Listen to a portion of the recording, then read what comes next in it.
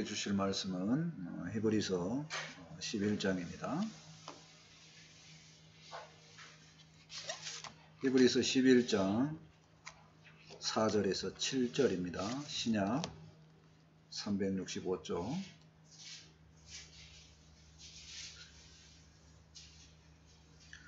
히브리서 11장 4절에서 7절까지 한 절씩 교독합니다.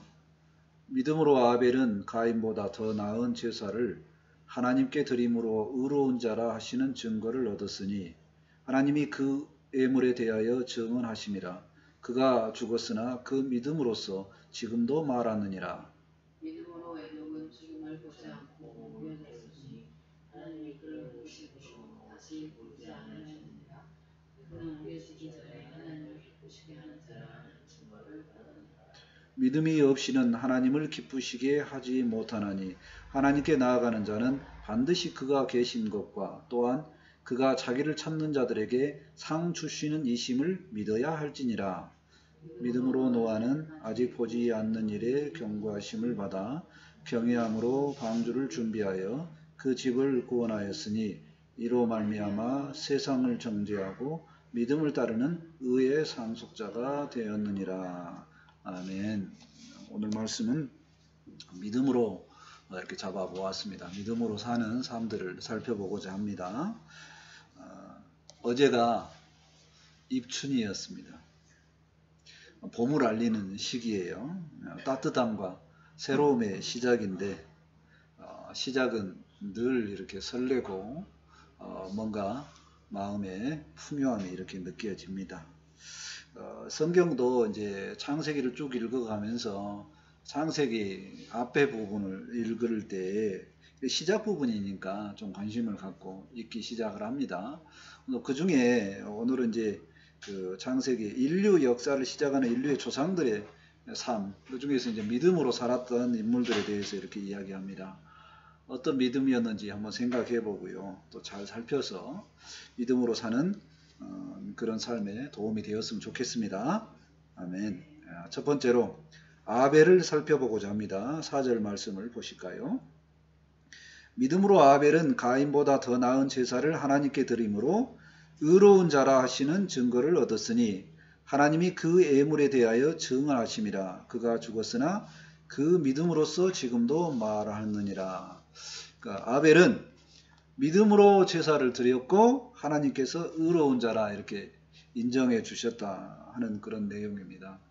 아벨의 이야기는 창세기 4장에 나옵니다. 믿음장에 사람을 설명을 하면서 제가 첫 번째 생각해 본 것이 뭐냐면 왜 첫사람 아담부터 출발을 안 하고 아벨부터 출발을 할까? 아벨은 누구냐면요. 아담이 하와 결혼을 했고 첫 번째 장남이 가인이고 영어로 이제 카인이라고도 하죠. 그리고 동생 둘째가 아벨입니다. 다시 말해서 아담의 첫 번째로 태어난 얘기 아들들에 대한 그런 얘기가 나오는데 믿음으로 산 사람은 출발이 아벨로 이렇게 되어 있습니다. 왜 아담을 다루지 않았을까? 성경에는 없고 다른 사람들은 그런 질문을 안 해봤으니까 답을 못 찾는데 저는 고민해본 제 생각입니다. 아담은 존재 자체가 틀립니다. 무슨 존재가 틀리냐면 아담은 하나님께서 직접 만드셨어요. 그러니까 아담은 죄를 안 지을 수 있는 능력이 있는 존재입니다. 사람은 달라요. 죄 지은 아담의 후손으로 오기 시작을 해서 사람은 죄를 안 지을 수 있는 능력이 없어요. 그래서 믿음으로 출발할 때 아마 아벨부터 이렇게 기록을 했지 않는가 생각을 해봅니다. 가인은 왜 안 썼냐? 믿음으로 안 살았다 하는 얘기죠. 자, 어쨌든 창세기 4장에 보면 형 가인은 농사를 짓는 사람이었고 아벨은 양치는 자였습니다. 이제 세월이 흘렀어요. 하나님 앞에 자기의 제물로 이렇게 하나님께 제사를 드렸습니다.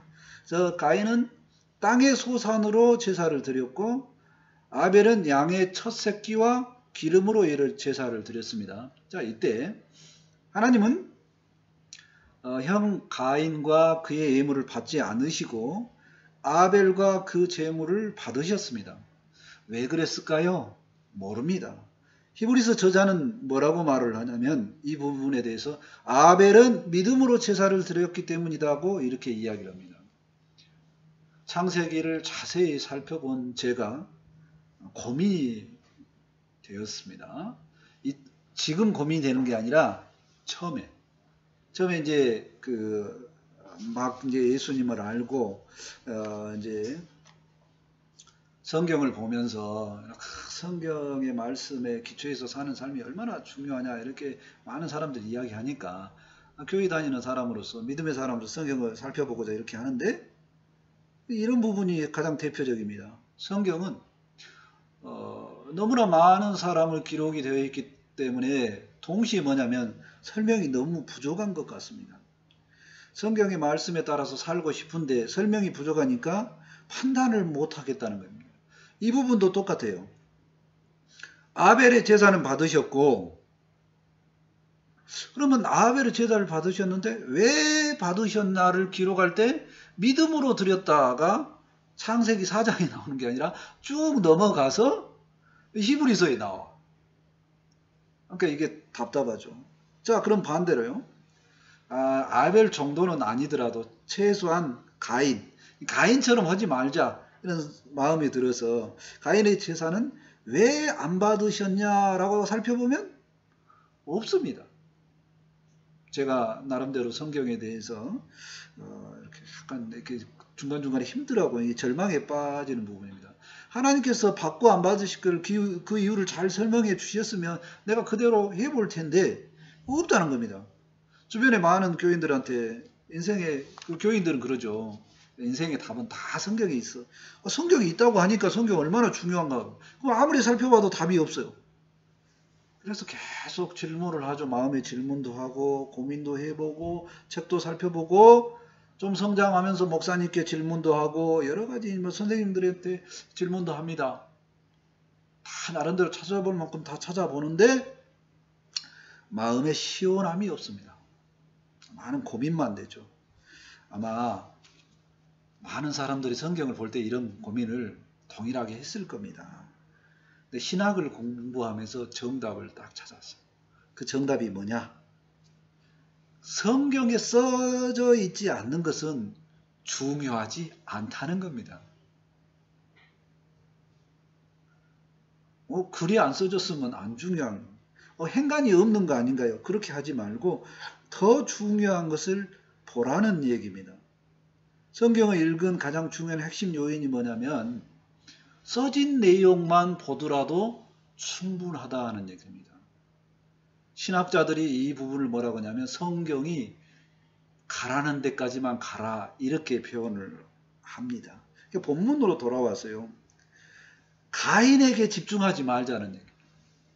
아벨에게 집중해서 아벨이 믿음으로 드렸기 때문에 하나님께서 받으셨다 하는 내용이 중요합니다. 그러면 왜 하나님께서 받으셨냐는 얘기를 믿음으로 살펴보면 좋겠다. 우리가 이 제사를 드리는 것은 오늘날의 이제 예배하고 같은 의미입니다. 의미적으로 같은 겁니다. 형식이 같지는 않지만. 그러니까 우리가 예배를 드릴 때 우리가 어떤 마음으로 예배를 드려야 되냐. 가장 중요한 것은 믿음으로 예배를 드리는 게 가장 중요하다는 얘기입니다. 그러면서 창세기 4장에 보면 하나님께서 아벨을 왜 받으셨냐고 하는 내용에 중요한 부분이 한 가지 더 나오는데 그건 뭐냐면 아벨과 그의 제물은 받으셨다 이렇게 나옵니다. 근데 우리는 그동안 그의 제물을 받으신 것만 신경을 썼는데 아닙니다. 그 자체를 받으셨다는 거예요. 그러니까 우리가 예배를 드릴 때 제사를 드릴 때 가장 중요한 것은 뭐냐면 예물을 드리는 게 아니라 나 자신을 드리는 것이 훨씬 더 중요한 의미가 있더라는 거예요. 성경 자체를 꿰뚫어 보니까 제사를 드리면서 제사를 사실은 양을 죽여서 동물을 죽여서 제사를 드립니다. 구약의 그런 부분이. 그게 뭐냐는 거냐면 인간의 죄 문제를 해결하려면 생명이 죽어져야 된다는 겁니다. 근데 오늘날에 내가 예배를 가장 잘 드리는 모습으로 이것만 형식적으로 그대로 가져오면 내가 죽어야 돼. 이 예배 드리러 와서. 말도 안 되죠. 그러니까 뭐냐면 내가 여기에 와서 죽는 그런 마음의 의미로 예배를 드려야 된다는 겁니다. 그래서 로마서에서는 바울이 권면을 합니다. 예배를 드릴 때 우리가 산 제물로 예배를 드리는 것이 중요하다. 나 자신을 드리는 것이 중요하다. 이렇게 이야기합니다. 우리가 예배를 드릴 때 예물도 준비합니다. 의미상 준비하는 의미가 있어요. 근데 가장 중요한 것은 나 자신을 드리는 것이 가장 중요하다는 겁니다. 하나님께서는 우리의 예물도 받으시지만 나 자신을 받는 것을 믿습니다. 권면의 말씀 로마서 12장 1절에 말씀합니다. 그러므로 형제들아 내가 하나님의 모든 자비하심으로 너희를 권하노니 너희 몸을 하나님이 기뻐하시는 거룩한 산 제물로 드리라. 이는 너희가 드릴 영적 예배니라. 예배의 가장 중요한 것.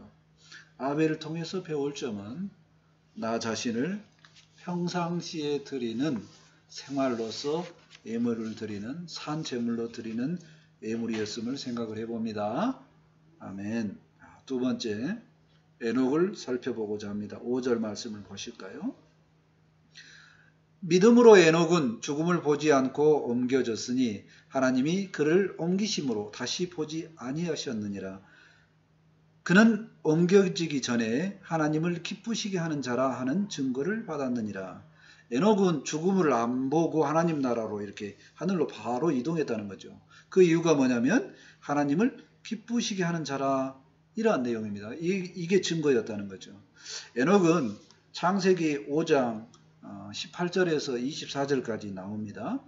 아담의 계보를 쭉 이렇게 설명하면서 나오는데, 그러니까 다른 사람은 중요하지 않고, 그러니까 아담이 가인과 아벨 후손의 여기 계보 중에서는 이제 세 번째 아들인 셋이라는 아들을 통해서 이어갑니다. 그 중에 한참 가다가 18절이니까 족보가 쭉 나오다 18절이니까 좀 가죠. 에녹이란 사람이 중요하다는 겁니다. 다음으로 중요한 인물은 에녹이다, 이걸 생각하라고 성경은 말합니다. 에녹은 왜 중요하냐? 모든 인간이 죽음의 길을 갑니다. 근데 에녹은 죽음을 안 봤어요. 성경에 이런 아주 독특한 내용이 나오죠. 물론 죽음을 보지 않고 하늘로 바로 올라간 사람이 또 나오긴 나와요. 엘리야라는 사람도 있는데, 에녹은 죽지 않고 바로 하늘로 올라가는 아주 독특한 사건입니다. 이런 독특한 사건에서는 한 가지 메시지만 보자는 거예요. 나도 그렇게 올라가야지 소망하는 것보다 그 의미가 뭐였느냐? 우리가 나중에 하나님 나라에 들어가서 하나님과 함께 살 그때 되면 하늘에 올라갈 수 있는 부활체가 된다는 사인만 보면 되겠다는 겁니다. 그런데 성경은 무엇을 또 설명하냐면 왜 하필 에녹은 하늘로 바로 올라갔느냐 하는 얘기입니다. 성경은 알려줍니다. 뭐라고 하냐면 창세기 5장에 300년 동안 하나님과 동행하며 살았고 하나님을 기쁘시게 하는 삶을 살았다고 합니다.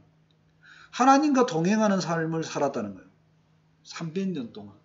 그러니까 하나님을 기쁘시게 하는 아주 중요한 방법이 창세기에는 동행하다라는 내용이 나와 있습니다. 그리고 하나 더 나온 것이 6절로 연결됩니다. 6절 볼까요?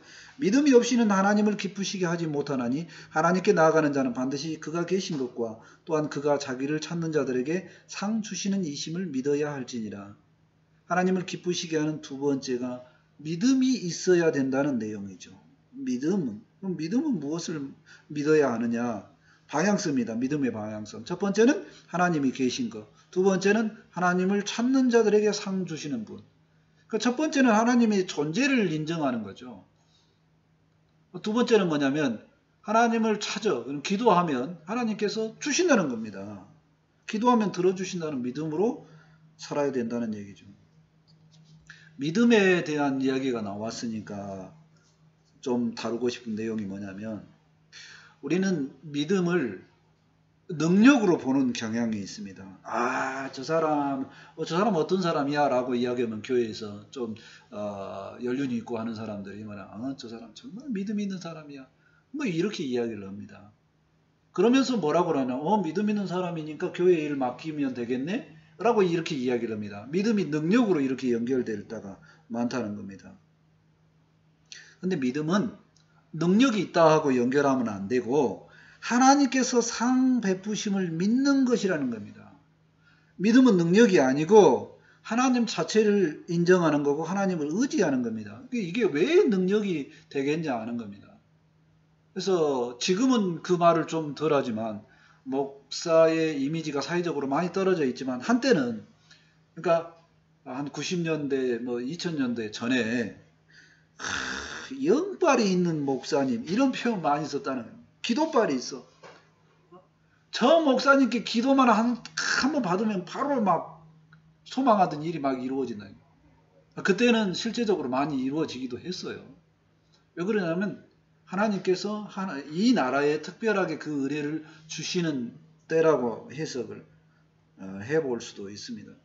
특별하게 요즘 시대에는 특별한 이런 주의 종들에게 우리가 문제가 있을 때 찾아가서 우리의 문제를 해결하자 이렇게 기도를 부탁하는 거 옳지 않은 걸로 보여집니다. 왜 그러냐면 기도는 능력이 아니기 때문에 그렇습니다. 기도는 능력이라고 하시는 부분이 있어요. 다른 의미입니다. 기도는 능력이 아니라고 제가 이야기하는 부분은 뭐냐면 기도는 누구나 모두에게 하나님께서 우리에게 말씀하시는 상 주시는 방편입니다. 누구든지 믿고 구하면 하나님께서 들어주신다는 겁니다. 특별한 능력이 특별한 사람에게 나타나는 게 아니라 믿음을 갖고 구하면 나타난다 하는 얘기입니다. 오늘날에 많은 목회자들이 욕먹는 이유 중에 하나가 이겁니다. 자기만 무슨 특별한 능력이 있다라고 이야기를 하죠. 그래서 교회를 잘 섬기고 목사에게 잘한 사람이 하나님께 정말 복을 받는다 이렇게 이야기를 합니다. 근데 그 부분이 일정 부분 아주 적은 부분은 인정이 됩니다. 근데 그 인정되는 부분이 있지만 반대로 목사도 똑같이 연약한 사람이고 단지 하나님께서 맡겨주신 일을 하는 종이다라는 얘기입니다. 종이에요. 주의 종이라는 거예요. 근데 사람들이 말도 안 되는 얘기지만 주의 종 님자를 붙여. 뭐 종에다가 어떻게 님자를 붙여. 이 단어가 또 한 20년 동안 우리나라에 또 유행했던 때가 있습니다. 교회 안에서. 기도의 능력과 목회자의 능력 아무 상관이 없습니다. 기도의 능력이 드러나는 부분은 기도가 이루어지는 것은 강력하게 믿는 사람의 기도만이 그것이 이루어집니다. 강력한 믿음을 가지고 기도를 했는데도 안 이루어지는 경우는 어떤 경우냐? 하나님께서 기도가 안 이루어질 때 이렇게 이야기를 합니다. 잘못 구하거나, 그러니까 이건 절대 구하면 안 되는 부분인데 구하거나, 또는 정욕에 쓰려고 구한다. 그런 경우에 하나님께서 들어주시지 않는다라고 이야기를 합니다. 우리가 기도하는 것은 하나님께서 상 주시는 분심을 믿고 동시에 하나님 존재를 믿는 거죠. 하나님이 계신 거, 이걸 믿고 구하는 겁니다. 어느 때는 믿었다가 어느 때는 안 믿었다가 이렇게 왔다 갔다 하면서 급하면 기도하고 급하면 막 누구 찾아가 갖고 기도하는 거, 이거 아니라고 생각을 합니다. 우리는 하나님을 찾을 때에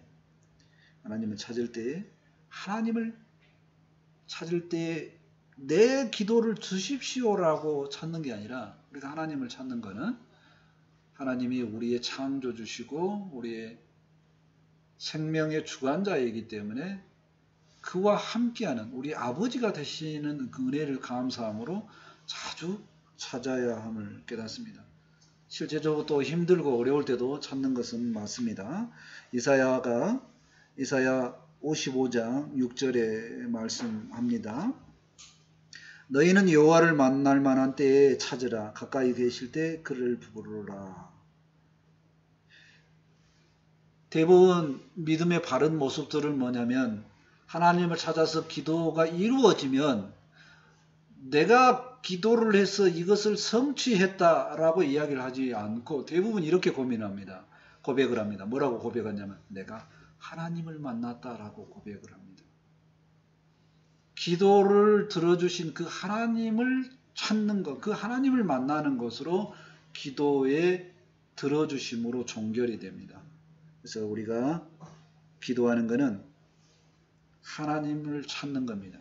그래서 하나님께서 우리를 기뻐하시는 모습은 뭐냐면 하나님 존재 자체를 찾는 것을 기뻐하십니다. 우리가 에녹처럼 하나님께서 원하시는 기쁨의 삶을 살기 위해서 믿음을 갖고 하나님을 찾는 그런 사람이 되었으면 좋겠습니다. 아멘. 세 번째, 노아를 살펴보고자 합니다. 7절 말씀 보실까요? 믿음으로 노아는 아직 보이지 않는 일에 경고하심을 받아 경외함으로 방주를 준비하여 그 집을 구원하였으니 이로 말미암아 세상을 정죄하고 믿음을 따르는 의의 상속자가 되었느니라. 믿음으로 노아는 하나님의 경고를 받았고 그 경고에 대한 경외하심으로 방주를 준비했고 그 집을 구원했다. 그러한 내용이죠. 노아는 창세기 6장에 나옵니다. 6장부터 출발해서 10장까지 굉장히 깁니다. 굉장히 길게 나와요. 특히 방주를 얼마나 순종해서 만드는 것 같은데요. 또 홍수의 내용도 굉장히 자세하게 나옵니다. 또 어떤 사람이 구원을 받았나? 노아의 가족이 구원을 받았던 거 기록되어 있고 어떤 성물들이 어떻게 구원받았는데도 기록이 되어 있습니다. 노아는 하나님의 말씀에 경고를 받고 그 말씀을 경외했기 때문에 순종한 겁니다. 사실 경외라는 그 경외함은 순종할 수 있는 그런 힘의 밑거름이 되죠. 경외라는 단어가 요즘엔 잘 안 쓰는 단어입니다. 경외라는 단어는 절대적인 존재의 두려움과 사랑을 같이 느끼는 마음입니다. 굉장히 어려운 마음이죠. 가장 가까운 근접하는 마음이 뭐냐? 자녀가 아빠에게 아빠를 바라보는 마음입니다. 그러니까 아빠가 뭔가를 부탁을 하면 막 들어줘. 그런 것을 보면 아빠는 참 좋아. 이럴 때 사랑하는 마음과 잘못했을 때 아빠한테 혼나는 것, 그 두려움.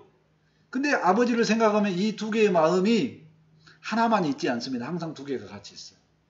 그것이 경외를 나타내는 가장 가까운 말인 것 같습니다. 그래서 그 경외함으로 우리는 하나님 아버지를 찾는 거죠. 노아도 동일하게 그 경외함이 강했다는 겁니다. 그래서 압도적으로 순종을 하죠. 방주를 만드는 기간이 정확하게 몇 년이라고 나와 있지 않는데 대략 길게는 100년, 방주를 100년 동안 만듭니다. 최소로 잡았어도 70년은 잡습니다. 70년 동안 방주를 만듭니다. 근데 얼마나 주변 사람들이 비방하는 말을 많이 했을까요? 근데 그거하고 아무 상관없이 흔들리지 않고 방주를 지었다는 겁니다. 행동으로 말했을 때 이와만큼 자기 일을 철저하게 한 사람, 그걸 정의로운 사람이라고 그러죠. 그래서 노아를 믿음에 따라서 살았던 의로운 사람, 의롭다라고 이 얘기를 합니다. 정의롭다라고 이야기를 하죠. 자기 행동을 잘하는 교회의 용어가 아니라 저 사람 정말로 의롭다, 정의롭다 이렇게 이야기를 합니다. 노아는 그렇게 살았다는 거죠. 그리고 이 역사는 사실이기 때문에 세상의 모든 역사는 홍수가 역사적 사실이라고 다 요즘에는 인정합니다. 그 홍수 기간 동안에 살았던 노아의 가족도 다 인정을 합니다. 그리고 그 역사적 사실이기 때문에 성경 본문은 뭐라고 하냐면 노아가 세상을 정죄한다라고 이야기를 합니다. 이게 무슨 말이냐면 인간은 스스로 제약되고 연약하다고 인정하는 사람들도 있어요. 그러니까 뭐냐면 나는 하려고 그랬는데 하나님 앞에 살려고 그랬는데 내가 너무 약해서 못 살합니다. 그렇게 하는 핑계를 못하게 한다는 거예요. 분명한 증인이 있는데 이런 사람도 있는데 너는 왜 못 살았느냐 한다는 겁니다. 철저한 순종. 그거 왜 못했냐라고 이야기합니다. 성경은 마답니다. 철저한 순종. 뭐의 출발이라고요? 믿음에서 출발한다는 겁니다. 믿음으로 노아는 경고하심을 받고 경외함으로 방주를 준비했다고 봅니다. 믿음이 있으면 순종까지 나아가는 겁니다. 믿음이 없으면 그게 안 된다는 겁니다. 믿음이 있었기 때문에 반드시 홍수가 있을 거를 믿었고 방주를 짓기 시작했고 그 수십 년 동안 흔들리지 않고 그 일을 해나갔다는 겁니다. 오늘날의 많은 믿음의 사람들이라고 자처하는 교회 다니는 사람들이 왜 가다가 그만두느냐? 결국엔 돌아가면 믿음이 있었느냐 없었느냐는 결론입니다. 믿음이 있는 사람은 끝까지 갑니다. 믿음이 없는 사람은 흔들리게 되어 있다는 거죠. 그리고 이 노아의 경고처럼 오늘날에도 신약에서 주님은 또 계시록 말씀을 통해서 우리에게 경고를 합니다. 요한계시록은 사도 요한이 받은 경고의 말씀을 기록한 거죠. 계시록 14장 7절에 그가 큰 음성으로 이르되 하나님을 두려워하며 그에게 영광을 돌리라. 이는 그의 심판의 시간이 이르렀음이니 하늘과 땅과 바다와 물들의 근원을 만드신 이를 경배하라 하더라. 심판의 날과 멸망의 날이 가까웠다고 합니다. 그때가 언제인지는 모릅니다. 그런데 속히 오리라고 그러죠. 계시록 22장 7절에 보라 내가 속히 오리니 주님은 속히 오십니다. 이 우리말의 예언의 말씀을 지키는 자는 복이 있으리라 하더라. 내일인지 모레인지 모릅니다. 그날을 생각하고 사람들은 살지 않습니다. 교통사고 나서 갑자기 죽어버렸어요. 그러면 그 사람은 언제가 멸망의 날이냐면 바로 그 죽는 날입니다. 근데 그 죽는 날은 그 개인에게 영원한 심판으로 연결된다는 겁니다. 언제인지는 모르죠. 근데 분명하게 그날은 있다는 겁니다. 분명하게 그날이 있기 때문에 믿음으로 노아가 수십 년을 한결과 같은 마음으로 살았듯이 그래서 엄청나게 의롭다고 했듯이 우리도 행동은 비록 틀릴 수 있지만은 언젠간 하나님의 심판대에 멸망의 날이 있으므로 반드시 그 심판대에 쓸 거라는 믿음을 갖고 하루하루 살아가는 믿음이 변하지 않는 거죠. 그 믿음이 변하지 않는 것을 보고 의롭다 인치심을 우리도 동일하게 받는 겁니다. 우리가 뭘 잘해서 너 의롭다 하는 게 아니라 믿음이 흔들리지 않는 것을 의롭다 하는 겁니다. 근데 그 믿음이 흔들리지 않는 믿음은 내가 붙들어서 되는 게 아니라 은혜가 있어야지만 그게 가능함을 생각을 해봅니다. 언제일지 모르는 그 경고의 그날을 생각을 하면서 믿음으로 열심히 살았으면 좋겠습니다. 아멘. 말씀을 정리합니다. 믿음으로 제사의 예배를 드린 아벨을 기억을 했으면 좋겠습니다. 믿음으로 하나님을 기쁘시게 하는 에녹을 기억을 했으면 좋겠습니다. 믿음으로 심판의 경고를 받았던 노아를 기억을 했으면 좋겠습니다. 성경의 모든 사건과 말씀을 믿음으로 잘 받아서 구원받은 백성으로서 하나님의 백성으로서 잘 살았으면 좋겠습니다. 아멘. 기도합니다. 하나님 감사합니다. 믿음의 선진들의 모습을 보면서 믿음으로 사는 것이 얼마나 중요하고 바른 믿음으로 사는 것이 얼마나 하나님 앞에 값진가를 알게 하시니 감사합니다. 하나님 말씀을 통해서 그 은혜를 받아싸우니 이 말씀이 생명이 되고 흔들리지 않는 믿음으로 주님 앞에 온전히 하나님 앞에 기뻐하시는 그런 삶을 살아갈 수 있도록 함께하여 주옵소서. 이 말씀이 생명이 되고 능력이 되기를 원합니다. 감사하며 예수님의 이름으로 기도합니다. 아멘. 찬송 545장 하시고 준비하신 내용을 하나님께 드립니다.